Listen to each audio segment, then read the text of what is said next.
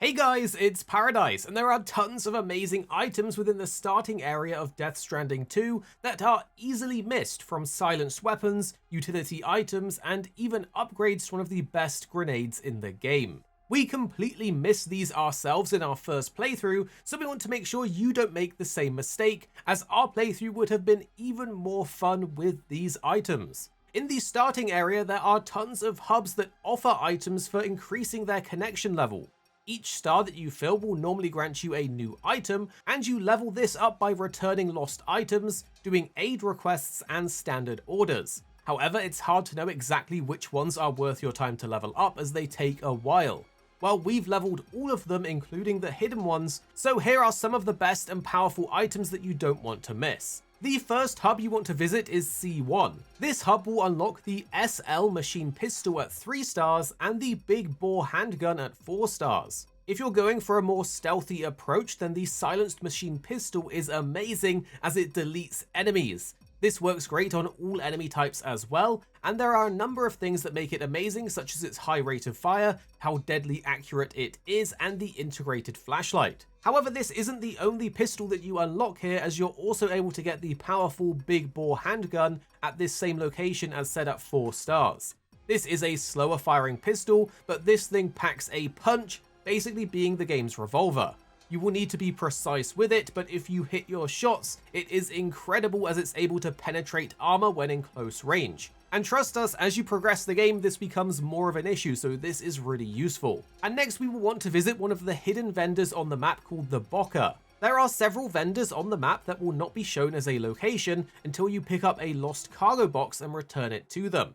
For the Bocker, you can find the lost cargo in the surrounding area of the prepper location, so drive and walk around until you find one. But there are several important items related to traversal that will make your life infinitely easier, and we can't believe we made the mistake of missing them the first time around. The first item is the trekking boots. These are boots that make it much easier to traverse steep slopes and dangerous terrain. In a game all about this, you can imagine how useful and powerful this would be to have early, so do yourself a favor and grab them. Then we have the sticky gun. This was a favorite of ours from Death Stranding 1, and it's crazy that they've added it as an optional item in Death Stranding 2, as this thing is super useful. It's basically a weapon that allows you to slinger hook items from about 10 to 20 meters away. This is great because sometimes there are items in dangerous locations, or they're just a bit too far away to grab.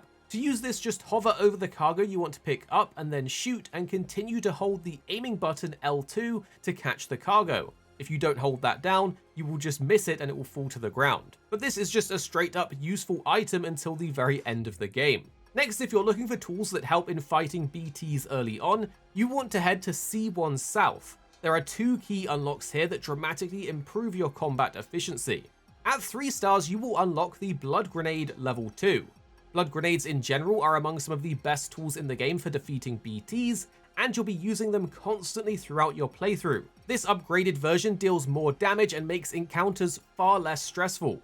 Even better if you're familiar with the Blood Nade technique, where you shoot standard weapons through the red cloud it leaves behind for extra damage, you'll love this next reward. At 4 stars, you unlock the Assault Rifle level 2, which synergizes very well with the blood-based tools when you're in combat. This upgraded assault rifle boasts better performance, tighter spread, and reliable damage output. It's an extremely solid weapon that will stay viable from the moment you unlock it until later in the game, and we found ourselves using it across a variety of situations, and it rarely let us down. Next is another key hub you don't want to overlook, the Geophysics Lab. There are several powerful unlocks here that dramatically enhance your overall loadout, especially if you like to frequently travel on the Tri-Cruiser. At 2 stars, you unlock the Tri-Cruiser Armor. This is a protective add-on that reduces damage to both your cargo and your character when using the cruiser, especially during an enemy base invasion or dangerous delivery routes. You will need to fabricate this each time you deploy a new vehicle, but it is well worth the investment, especially because it's relatively quick to unlock. At 3 stars though, you unlock the Lightweight Assault Rifle.